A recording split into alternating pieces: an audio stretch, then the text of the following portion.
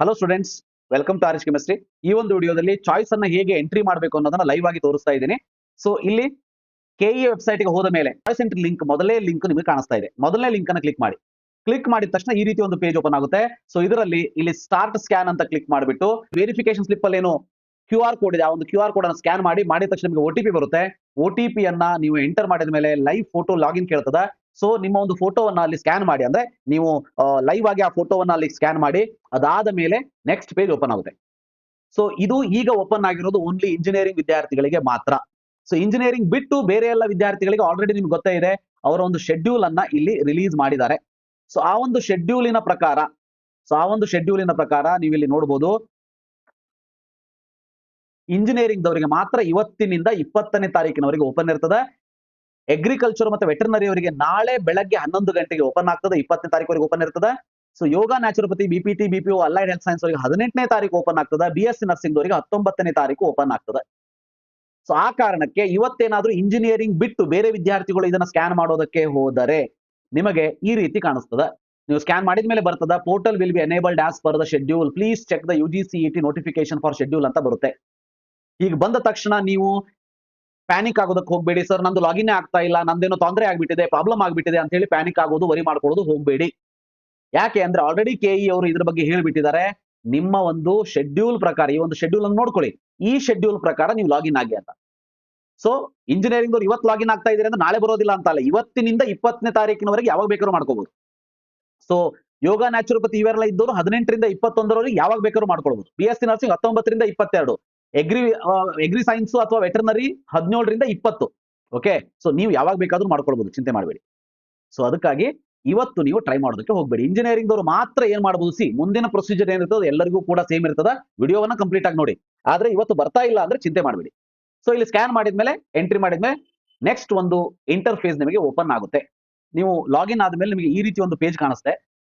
So ಇಲ್ಲಿ ನೀವು ನೋಡಬಹುದು, ಕ್ಯಾಂಡಿಡೇಟ್ ಆಪ್ಷನ್ ಎಂಟ್ರಿ ಅಂತ ಕಾಣಿಸ್ತಾ ಇದೆ. ಇಲ್ಲಿ ಅಡ್ಮಿಷನ್ ಫೀ 1,20,000 ಅಂತ ಕಾಣಿಸ್ತಾ ಇದೆ. ಇದ್ರ ಬಗ್ಗೆ ತಲೆ ಕೆಡಿಸ್ಕೋಬೇಡಿ. ಇಲ್ಲಿ ಮಿಡಲ್ ಅಲ್ಲಿ ನಿಮಗೆ ಅಲಾಟ್ಮೆಂಟ್ ರಿಸಲ್ಟ್ ಅಂತ ಕಾಣಿಸ್ತಾ ಇದೆ ಅಲ್ವಾ, ಇಲ್ಲಿ ನಿಮಗೆ ಯಾವ ಕಾಲೇಜ್ ಅಲಾಟ್ ಆಗಿದೆ, ಯಾವ ಕೋರ್ಸ್ ಅಲಾಟ್ ಆಗಿದೆ, ಯಾವ ಫೀಸ್, ಎಷ್ಟು ಫೀಸ್ ಇದೆ ಅನ್ನೋದು ನಿಮಗೆ ಇಲ್ಲಿ ಗೊತ್ತಾಗುತ್ತೆ. ಅದಾದ್ಮೇಲೆ ಇಲ್ಲಿ ಕೆಳಗಡೆ ಬಂದ್ರಿ ಅಂತ ಅಂದ್ರೆ ನಿಮಗೆ ಇಲ್ಲಿ ನಿಮ್ಮ ಒಂದು ಎಲ್ಲ ರ್ಯಾಂಕ್ಗಳು ಇಲ್ಲಿ ಕಾಣಿಸ್ತದೆ. ಪ್ಲಸ್ ಎಂಟರ್ ಚಾಯ್ಸ್ ಅಂತ ಕಾಣಿಸ್ತದೆ ನಿಮಗೆ. ಸೊ ಎಂಟರ್ ಚಾಯ್ಸ್ ಅಂತ ಕ್ಲಿಕ್ ಮಾಡಿದ ಮೇಲೆ, ಚಾಯ್ಸ್ ಅನ್ನ ಎಂಟ್ರಿ ಮಾಡಿದ ಮೇಲೆ ಡೌನ್ಲೋಡ್ PDF ಅನ್ನ ನೀವು ಡೌನ್ಲೋಡ್ ಮಾಡ್ಕೋಬಹುದು.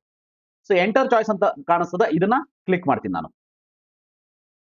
ನೋಡಿ, ಅದನ್ನ ಕ್ಲಿಕ್ ಮಾಡಿದ ತಕ್ಷಣ, ಎಂಟರ್ ಚಾಯ್ಸ್ ಕ್ಲಿಕ್ ಮಾಡಿದ ತಕ್ಷಣ ಈ ರೀತಿ ನಿಮಗೊಂದು ಪೇಜ್ ಓಪನ್ ಆಗುತ್ತೆ. ಇದರಲ್ಲಿ ಕ್ಲಿಯರ್ ಕಟ್ ಆಗಿ ಕೊಟ್ಟಿರ್ತಾರೆ, please be cautious while ಎಕ್ಸರ್ಸೈಸಿಂಗ್ your choice. Stream ಯಾವುದು, ಕಾಲೇಜ್ ಯಾವುದು, ಕೋರ್ಸ್ ಯಾವುದು ಅಂತ ಕಾಣಿಸ್ತಾ ಇದೆ. ಚಾಯ್ಸ್ ಅನ್ನ ಸೆಲೆಕ್ಟ್ ಮಾಡ್ಕೊಳ್ಳೋದಕ್ಕೆ ನಿಮಗೆ ಇಲ್ಲಿ ಕಾಣಿಸ್ತಾ ಇರಬಹುದು, ಪ್ರತಿಯೊಂದು ಚಾಯ್ಸ್ಗೂ ಅವರು ಎಕ್ಸ್ಪ್ಲನೇಷನ್ ಅನ್ನ ಕೊಟ್ಟಿದ್ದಾರೆ. ಕರೆಕ್ಟ್ ಆಗಿ ನೋಡ್ಕೊಳ್ಳಿ. ಚಾಯ್ಸ್ 1 ಅಂತಂದ್ರೆ ಆಲ್ರೆಡಿ ಹೇಳಿರೋ ಹಾಗೆ you are 100% satisfied with the allotted seat. ನಿಮಗೆ ಮುಂದೆ ನೀಟ್ ಕೌನ್ಸಿಲಿಂಗ್ ಅಲ್ಲೂ ಪಾರ್ಟಿಸಿಪೇಟ್ ಮಾಡಬೇಕು ಅಂತ ಏನೂ ಇಲ್ಲ. ಓಕೆ, ಸೊ ಹಾಗಿದ್ದಾಗ ನಿಮಗೆ ಫಸ್ಟ್ ಕಾಲೇಜ್ ಅಲಾಟ್ ಆಗಿದೆ, ಯು ಆರ್ 100% ಸ್ಯಾಟಿಸ್ಫೈಡ್. ಹಾಗಿದ್ದಾಗ ಚಾಯ್ಸ್ 1 ಅನ್ನು ಸೆಲೆಕ್ಟ್ ಮಾಡಿಬಿಟ್ಟು, ಚಾಯ್ಸ್ 1 ಸೆಲೆಕ್ಟ್ ಮಾಡಿ ಇಲ್ಲಿ ಕೆಳಗಡೆ ಹೋಗಿ ಸಬ್ಮಿಟ್ ಮಾಡ್ಬೇಕು. ನೀವು ಸಬ್ಮಿಟ್ ಮಾಡಿದ ಮೇಲೆ ನಿಮಗೆ PDF ಡೌನ್ಲೋಡ್ ಆಗುತ್ತೆ. ಡೌನ್ಲೋಡ್ PDF ಅಂತ ಕ್ಲಿಕ್ ಮಾಡಿ PDF ಡೌನ್ಲೋಡ್ ಮಾಡ್ಕೊಳ್ತೀರಿ. ಅದಾದ್ಮೇಲೆ ಕೆಳಗಡೆನೆ ಇನ್ನೊಂದು ಲಿಂಕ್ ಓಪನ್ ಆಗುತ್ತೆ, ಡೌನ್ಲೋಡ್ ಚಲನ್ ಅಂತ ಹೇಳಿ. ಸೊ ಅದನ್ನ ಡೌನ್ಲೋಡ್ ಮಾಡ್ಕೊಂಡು ಫೀಸ್ ಪೇಮೆಂಟ್ ಅನ್ನ ಮಾಡಬೇಕು. ಸೊ ಆನ್ಲೈನ್ ಪೇಮೆಂಟ್ ಆದ್ರೂ ಮಾಡಿ ಅಥವಾ ಆಫ್ಲೈನ್ ಅದನ್ನ ಚಲನ್ ಡೌನ್ಲೋಡ್ ಮಾಡ್ಕೊಂಡು ಬ್ಯಾಂಕಿಗೆ ಹೋಗಾದ್ರೂ ಪೇಮೆಂಟ್ ಮಾಡಿ. ಪೇಮೆಂಟ್ ಮಾಡಿದ ಮೇಲೆ 2ರಿಂದ 3 ತಾಸು ಆದ್ಮೇಲೆ ನಿಮಗೆ ಕೆಳಗಡೆ ಇನ್ನೊಂದು ಬಟನ್ ಓಪನ್ ಆಗ್ತದೆ, ಕನ್ಫರ್ಮೇಶನ್ ಸ್ಲಿಪ್ ಡೌನ್ಲೋಡ್ ಅಂತ ಹೇಳಿ. ಡೌನ್ಲೋಡ್ ಕನ್ಫರ್ಮೇಶನ್ ಸ್ಲಿಪ್ ಅಂತ ಹೇಳಿ ಅದನ್ನ ಡೌನ್ಲೋಡ್ ಮಾಡ್ಕೊಂಡ್ಮೇಲೆ ನಿಮಗೆ ಕನ್ಫರ್ಮೇಶನ್ ಸ್ಲಿಪ್ ಡೌನ್ಲೋಡ್ ಆಗುತ್ತೆ. ಸೊ ಅದನ್ನ ತೆಗೆದುಕೊಂಡು ಅದರಲ್ಲಿ ಏನೆಲ್ಲ ಡಾಕ್ಯುಮೆಂಟ್ಸ್ ತೆಗೆದುಕೊಂಡು ಹೋಗಬೇಕು ಅಂತ ಹೇಳಿರ್ತಾರೆ, ಅದನ್ನ ತಗೊಂಡು ಹೋಗಿ ಅಡ್ಮಿಷನ್ ಮಾಡಿಸಿ. ಇದು ಚಾಯ್ಸ್ 1 ಸೆಲೆಕ್ಟ್ ಮಾಡದಂತ ವಿದ್ಯಾರ್ಥಿಗಳಿಗೆ. ಆಲ್ರೆಡಿ ನಾನು ನಿನ್ನೆ ವಿಡಿಯೋದಲ್ಲಿ ಹೇಳಿದ್ದೀನಿ, ನಿಮ್ಮಲ್ಲಿ ಯಾರಾದ್ರೂ ವಿದ್ಯಾರ್ಥಿಗಳಿಗೆ ನೀಟಲ್ಲಿ ಪಾರ್ಟಿಸಿಪೇಟ್ ಮಾಡ್ಬೇಕಂತ ಇದ್ರೆ ನಿಮಗೆ KCET ಯಲ್ಲಿ ಫಸ್ಟ್ ಚಾಯ್ಸೇ ಅಲಾಟ್ ಆಗಿರ್ಬೋದು, ಅಂದ್ರೆ ಫಸ್ಟ್ ಕಾಲೇಜೇ ಅಲಾಟ್ ಆಗಿರ್ಬೋದು. ಆದ್ರೂ ಕೂಡ ಚಾಯ್ಸ್ 1 ತಗೋಬೇಡಿ, ಚಾಯ್ಸ್ 2 ಅನ್ನೇ ತಗೊಂಡು ನೆಕ್ಸ್ಟ್ ರೌಂಡ್ಗೆ ಹೋಗಿ. ಇದೇ ರೀತಿ ಚಾಯ್ಸ್ 2, ಚಾಯ್ಸ್ 3 ಎಲ್ಲವೂ ಎಕ್ಸ್ಪ್ಲನೇಷನ್ ಅನ್ನ ಇಲ್ಲಿ ಕೊಟ್ಟಿದ್ದಾರೆ, ನೀವು ಕರೆಕ್ಟ್ ಆಗಿ ನೋಡಿಕೊಳ್ಳಬಹುದು. ಓಕೆ, ಸೊ ಈ ಒಬ್ಬ ವಿದ್ಯಾರ್ಥಿಗೆ ನಾನು ಚಾಯ್ಸ್ 2 ಅನ್ನ ಸೆಲೆಕ್ಟ್ ಮಾಡಬೇಕು. ನಾನು ಏನ್ ಮಾಡ್ತೀನಿ ಅಂದ್ರೆ ಚಾಯ್ಸ್ 2 ಎಲ್ಲವನ್ನು ಓದ್ಕೊಂಡಿರ್ತೀನಿ. ಸೊ ಚಾಯ್ಸ್ 2 ಅಂತ ಹೇಳಿ ಏನಿಲ್ಲೊಂದು ಸ್ಮಾಲ್ ಸರ್ಕಲ್ ಕಾಣಿಸ್ತಾ ಇದೆ ನಿಮಗೆ OMR ಶೀಟ್ ಅಲ್ಲಿ ಇರೋ ಹಾಗೆ, ಅದನ್ನ ಕ್ಲಿಕ್ ಮಾಡಿ. ಕ್ಲಿಕ್ ಮಾಡಿದ ಮೇಲೆ ಜಸ್ಟ್ ಕೆಳಗಡೆ ಬಂದ್ಬಿಟ್ಟು ಸಬ್ಮಿಟ್ ಯುವರ್ ಚಾಯ್ಸ್ ಅಂತ ಕ್ಲಿಕ್ ಮಾಡಿ. ನೋಡಿ, ಸಬ್ಮಿಟ್ ಚಾಯ್ಸ್ ಅನ್ನ ಕ್ಲಿಕ್ ಮಾಡಿದ ತಕ್ಷಣನೂ ಕೂಡ ಇನ್ನೊಂದ್ಸಾರಿ ಬರ್ತಾ ಇದೆ, I have selected choice 2 for the seat allotment, I read the choice 2 description.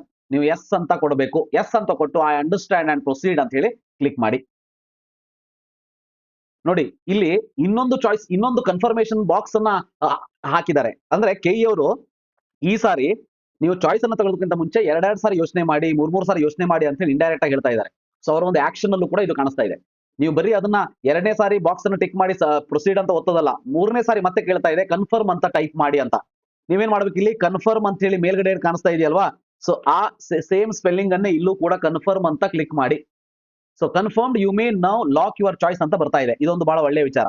ಇದಾದ ಮೇಲೆ ಕೆಳಗಡೆ lock and confirm your choice ಅಂತ ಇದೆ, ಅದನ್ನ ಕ್ಲಿಕ್ ಮಾಡಿ. ನೋಡಿ, ಅದನ್ನ ಕ್ಲಿಕ್ ಮಾಡಿದ ಮೇಲೆ ನಿಮಗೆ ನೆಕ್ಸ್ಟ್ ಪೇಜ್ ಓಪನ್ ಆಯ್ತು. Current choice given, choice to hold ಅಂತ ಬಂತು. ಚಾಯ್ಸ್ ಟು ಅನ್ನ ಎಕ್ಸ್ಪ್ಲನೇಷನ್ ಇಲ್ಲಿ ಕಾಣಿಸ್ತಾ ಇದೆ. ಪ್ರಿಂಟ್ ಮೈ ಚಾಯ್ಸ್ ಅಂತ ಕಾಣಿಸ್ತಾ ಇದೆ ಇಲ್ಲಿ.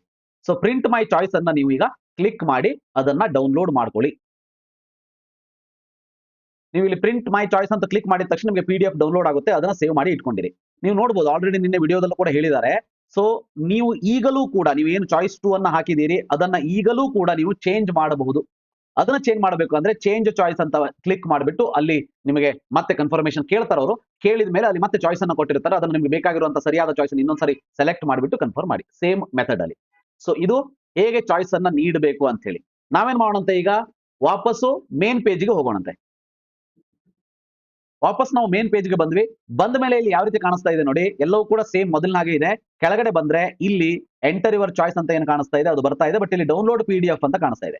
ಇಲ್ಲಿ ನಿಮಗೆ ಏನ್ ಡೌನ್ಲೋಡ್ PDF ಅಂತ ಕಾಣಿಸ್ತಾ ಇದೆಯಲ್ವಾ, ಈಗ ನೀವು ಆಲ್ರೆಡಿ ಚಾಯ್ಸ್ ಅನ್ನ ಹಾಕಿದೀರಿ. ಯಾವ ಒಂದು ಕಾರಣಕ್ಕೆ ಇಲ್ಲಿ ನೀವು ಚಾಯ್ಸ್ ಎಂಟ್ರಿ ಮಾಡಿರುವಂತ PDF ಅನ್ನ ಇನ್ನೊಂದು ಸಾರಿ ಡೌನ್ಲೋಡ್ ಮಾಡ್ಕೊಳ್ಬಹುದು.